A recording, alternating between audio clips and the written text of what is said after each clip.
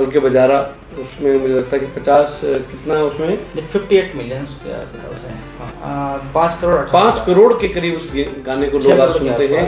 और आज भी जितने भी शादी ब्याह और जितने भी जो युवाओं का एक सबसे पसंदीदा जो गीत है वो थल के बजारा है। मेरा परिवार में संगीत ऐसा कुछ था नहीं, क्योंकि नॉर्मली मैं आर्मी बैकग्राउंड से हूँ, तो ऐसा कुछ था नहीं, बट मेरे ही अंदर चीज़ें थी। क्योंकि का जो प्रेजेंटेशन हो गया, वो कौन से गीत थे जो शुरुआत में आपके जब आप संघर्ष के दौर में देश और दुनिया में रहते हैं? सावन जी, आज आपका बहुत बहुत स्वागत है और आप बहुत हमारी शुभकामनाएं आपको है। साथियों नमस्कार, विनोद बछेटी बोल रहा हूँ। आज आपके सामने एक ऐसा परिचय लेके आया हूँ जो उत्तराखंड की संस्कृति के लिए बहुत लंबे समय से काम कर रहे हैं। आप श्री वी.के. सावंत जी किसी परिचय के मोहताज नहीं है। आपके गीतों से आपकी पहचान है। आपका एक जो बाजार था थल के बजारा, उसमें मुझे लगता है कि 50 कितना है उसमें 58 मिलियन के आसपास है।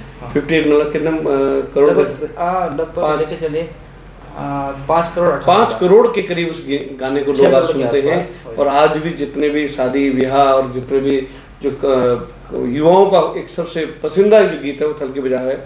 उसके बाद एक था आपका तो ऐ जाओ ये पहाड़ा, और ऐसे बहुत सारे गीत अपने सावंत जी ने गाए हैं। आपका में जो आपका है कि वो पहाड़ के पर्यावरण को लेकर के हैं। पहाड़ में पर्यावरण कैसे बचे और पहाड़ की खूबसूरती को आप अपने गीतों के माध्यम से देश और दुनिया में पहुंचाते हैं। सावंत जी, आज आपका बहुत बहुत स्वागत है और आप बहुत हमारी शुभकामनाएं आपको है। आप जिस तरह से आप अपने गीतों पे जो लेखनी से लेके गायनी से लेके और जो आपकी पूरी एक मतलब जो पूरा आपका संगीत होता है और जो मतलब जिन विषयों को आप उठाते हैं, विषयों को उठा करके गीत के माध्यम से आप जनता के बीच में परोसते हैं। ये बहुत कम मतलब जो हमारे संस्कृति से जुड़े हुए लोग होते हैं उसमें जैसे हमारे गोपाल बाबू गोस्वामी हैं, आदरणीय हीरा सिंह राणा जी हैं, नरेंद्र सिंह नेगी जी के गीतों का आप देख लीजिए, हर गीत में कोई न कोई चीज़ें हैं।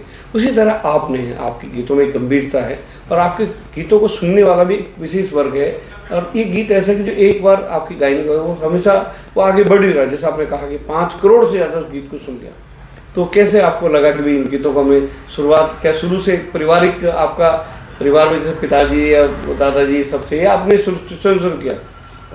जी, सबसे पहले तो मैं आपका धन्यवादी भाई साहब कि आपने मुझे आमंत्रित किया। और मेरा परिवार में संगीत ऐसा कुछ था नहीं, क्योंकि नॉर्मली मैं आर्मी बैकग्राउंड से हूँ, तो ऐसा कुछ था नहीं, बट मेरे ही अंदर चीज़ें थी। क्योंकि आप आर्मी बैकग्राउंड, आप पिताजी आर्मी में। अच्छा, पिताजी आर्मी? हाँ, तो आर्मी पृष्ठभूमि हम सभी के वैसी पृष्ठभूमि से हम पकड़ के लोग, तो ऐसा कुछ था नहीं। तो लेकिन शौक़ था बचपन से ही कि संगीत में कुछ करना है करके। जब मैं गाँव में मैं सुनता था उस टाइम पे गोपाल गोस्वामी जी को या फिर नेगी जी हों या राणा जी हों, ऐसे राणा जी, नरेंद्र सिंह नेगी जी या कबूतरी देवी जी हों, इन सबको सुन के फिर हिंदी जो सुनता था उस टाइम पे रफ़ी साहब और जो आनंद बख्शी साहब के लिखे गीत, जावेद साहब के लिखे गीतों को उससे प्रेरित हुआ।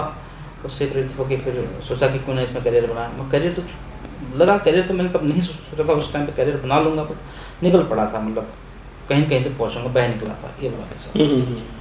तो आपने जो गीत था, जिस गीत ने आप क्या होता कि हमारे जीवन में कहीं ना कहीं कुछ चीज़ें ऐसी हमारी जो जिससे हमें एक पहचान मिलनी शुरू होती है।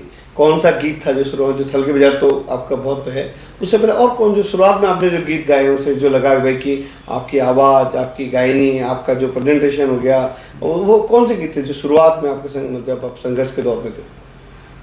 हाँ, यो मेरो पहाड़ पहला गीत है मेरा। अच्छा। यो मेरो पहाड़ मैं समझता हूँ कि पूरे मैंने कोशिश की कि पूरे उत्तराखंड को मैं डिस्क्राइब करूँ। अच्छा। कि गढ़वाल जो कुमाऊँ जो दोनों डिवीज़न को, तो उसकी उत्तराखंड क्या है, हमारी क्या वहाँ की जो खूबसूरती है उसे आप आइए देखिए, निहारिए करीब से। तो उसके बारे में मैंने उसका वर्णन किया है, यो मेरो पहाड़। तो उसकी 2 लाइनें हैं। रंग रंग कुमाऊँ मेरी रंगीलो गढ़वाल, यो फूलों की घाटियों यो नौ कुचिया ताल, ठाड़ी रेच देखा मेरो यो ऊंचो हिमाल, टाण काणा हरिया यो हरिया बुग्याल, कहीं बसो कोयल सुनाओ, कहीं बसो कोयल सुना, कहीं नचीर मोर चारों ओर बादल घने घोरा, भैरच सरा बोरा, यो मेरो पहाड़, यो मेरो पहाड़। बहुत अच्छा, आपके गीतों से बिल्कुल आंखों के आगे पहाड़, बिल्कुल ऐसा लगता है जिस तरह घनघोर है और मेरा पहाड़ तो आपके गीतों से भी लोग क्या था, गीतों को सुन सुन के पहाड़ों में पहुंच जाते हैं, ये बहुत बड़ी बात होती है ना। तो बहुत अच्छा, तो ये रहा गीत में आपने, जिस तरह मैंने कहा कि आपने आपके गीतों में जो जितना भी मैं आपके गीतों को मैंने सुना है, उन गीतों में पहाड़ की वो पीड़ा है, और पहाड़ में क्योंकि हमारे पहाड़ में खुद होता है ना, जैसे हम लोग देश और दुनिया में हैं, तो कई बार क्या होता है कि संगीत एक ऐसा होता है जो आपको अंदर से मोटिवेट करता है, खुद लगा देती है ना, खुद लगाते हैं। तो आपके पहाड़ों के ठीक है। अब जैसे थलकी बाजार वाला जो गीत था वो एक, जब मुझे लगा था, पता लगा वो एक बाजार है, गांव कस्बा है पिथौरागढ़ में। हाँ जी, पिथौरागढ़ से अराउंड वो करीबन 60 किलोमीटर के उस गीत को बनने की कहानी के पीछे भी बनने के पीछे भी एक बड़ी दिलचस्प कहानी है। मैं मेरी वाइफ के साथ में हम लोग मंशाली घूमने जा रहे थे, तो मैं कैब में था, तो बच्चे भी थे मेरे, बेटियां दोनों। तो मैं गंगा का जो पुल है मैंने पार किया था, मैंने बोला जरा गाड़ी रोकने के लिए बोली, मैं फिर पुल पार करके इस तरफ आया था। तब मैं पहाड़ में संगीत के बारे में मैंने सोचा भी कि मैं करूँगा करके ना। तो इस तरफ आया था, तो उसके बाद से मैंने थोड़ा उस थल की मार्केट को निहारा ही करा के तो देखा। तो उसके बाद जब मैं उसके 4 साल बाद मैं गाना लिख रहा हूँ, तो मुझे एक ऐसा वो चीज़ें नहीं मिल पा रही, क्योंकि कंपोजिशन में क्या होता है, कंपोजिशन से जो लिरिक्स हैं कंपोजिशन चिपक जानी चाहिए, ऐसे सिंग होना चाहिए, लगना ही नहीं चाहिए कि कहीं पे भी ठहराव आ रहा है। और मक्खन के जैसे हमारी भाषा में बोलते हैं कि कंपोजिशन से मक्खन के जैसे शब्द फिसलने चाहिए आपकी गायकी से। तो वो शब्द वो मेरा तब जहन में आया कि मैं कहाँ गया, तो थल के मार्केट, तो उस तरीके से आया, फिर आगे मंशारी वो चीज़ें आएंगे। और थल की बाजार के पीछे का जो है कि 5 गीतों से पहले हो चुके थे, उस तरीके से हुआ नहीं था जिस तरीके से मैं सोचा था कि हाँ थोड़ा बहुत हो जाएगा, और रिस्पॉन्स नहीं मिला। खैर उन गीतों को भी अब लोग सुन रहे हैं, उनका भी अच्छा रिस्पॉन्स आ रहा है। तो बड़ी निराशा से भी हुई कि थोड़ा हताशा भी हुआ कि नहीं हो रहा था। तो मैंने दोस्तों ने मोटिवेट किया, नहीं छोड़ना है। अच्छा, पहाड़ में शुरुआत कर चुके हो, तो यहाँ पे नहीं, बॉलीवुड तो बहुत कंपटीशन है यहाँ पे, तो यहाँ पूरी दुनिया के लोग डंपिंग यहीं पे हो रहे हैं, तो आपने पहाड़ में शुरू किया, पहाड़ नहीं छोड़ना है। तो फिर कोशिश की कि जो छठा गाना आया उसमें पूरी अपना जो संगीत जो समझ है, जो गायकी की समझ है या लिखने की जो समझ है, पूरी समझ उसमें झोंक दी और उसने वो काम कर दिया। अच्छा, तो गीत के मतलब आपके गीत के माध्यम से जो बाजार भी बड़ा फेमस हो गया। जैसे एक टीरी जब डूब रही थी, टीरी झील के ऊपर गीत नेगी ने गाया था, तो गीत बड़ा था। और इसी तरह एक पाबो बाजार, एक गढ़वाल में एक पाबो बाजार का एक गीत है, मैं उसके मुझे शब्द नहीं, लेकिन वो उसके बाद पाबो बाजार बड़ा फेमस हो गया। तो आपके इस गीत के जो क्योंकि जब कल जो कार्यक्रम आपका था, तो उन्होंने कहा मैं भी, मेरा जो बाजार जो थल है वो मेरा बाजार है, तो आपके माध्यम से बाजार हुआ। तो उसके क्या थे समझे गीतों के जो थे, जब इस बाजार गीत के बोलना जी, 2 लाइन उसको मैं आपको सुना देता हूँ। थल की बाजार, थल की बाजार वे कान वाली ओ बिंदुली का पाली, देखी बसटी ताली बजाऊंदी पूरी थल की बाजार, बजाऊंची पूरी थल की बाजार वे लाल चुन्नी कुर्ती या तेरी काली, वे देखी सिटी ताली बजाऊंदी पूरी थल की बाजार, बजाऊंची पूरी थल की बाजार। बहुत अच्छा, मतलब उसमें आपने वहाँ की सुंदरता से लेकर चीज़ों के गीत के माध्यम से आपने कहा। तो सर समझिए, आप पर्यावरण पर बड़ा काम करते हैं। मैंने आप बांस के पौध की बात की, आपने बांस के साथ में आपने बांज के पौधे की, मुझे लगता है जो बांज हमारे पहाड़ों में जिन भी क्षेत्रों में बांज है वहाँ हमेशा हरियाली मिलेगी आपको। और कहते हैं बांज अपनी जड़ों के नीचे कम से कम, ऐसा कहावत है कि कम से कम 200 लीटर पानी वो अपने जड़ों के नीचे जमा के रखता है। और जो पेड़ अपने नीचे 200 लीटर समझते, वहाँ तो कभी भी सूखा नहीं पड़ेगा, कभी पानी की कमी नहीं होगी। तो आप अक्सर बांज की पेड़ की जगह आप मंच पे कहते हैं पेड़ लगाने चाहिए। और जो अभी आप हरेला के कार्यक्रम की बात कर रहे हैं कि उन चीज़ों में, तो ये बहुत होता है, क्योंकि हम अपने जो हमारा कार्य होता है, जो हमारा पेशा है, उसके साथ साथ में हम एक सामाजिक जो जिम्मेदारी है उसको भी हम अगर साथ लेके चलते हैं तो बहुत बड़ी बात है। और आप पर्यावरण को बचाने के लिए आप प्रयास कर रहे हैं। तो बांज वाले में क्या आप जो चीज़ें हैं? हाँ, बांज वाला गीत है कि ये मेरे ख्याल से मेरा 13वां या 12वां गीत है। तो एक अभी तक कितने गीत गा दिए आपने? 12-13 गीत तो गा दिए, 13-14 गीत। अच्छा, अभी याद नहीं है सही से। तो 12-13 गीत में आपको इतनी वो मतलब चीज़ें, मतलब कहते हैं कि एकदम कुछ गीतों ने एकदम बिल्कुल आपको, हाँ, भीड़ में से आज देखे कितने सारे लोग गीत गाने वाले हैं, लेकिन कुछ लोगों को बहुत कम गीतों में इतनी उपलब्धि, मेरे ख्याल में उपलब्धि तो लेकिन उपलब्धि क्योंकि आपके जो सब्जेक्ट आप गीत गायने का चुनते हैं, उसके बाद उसकी प्रेजेंटेशन, उसका संगीत और फिर आपकी आवाज़ में तो माँ सरस्वती विराजमान हैं। तो ये जो बांझ वाला गीत है ये इसी में वाला इसमें। हाँ, तो इसमें से ये ट्रेडिशनल कंपोजिशन, ये ट्रेडिशनल फोक कंपोजिशन है ये, और ये पहला गीत है मैंने जो फोक से उठाया है।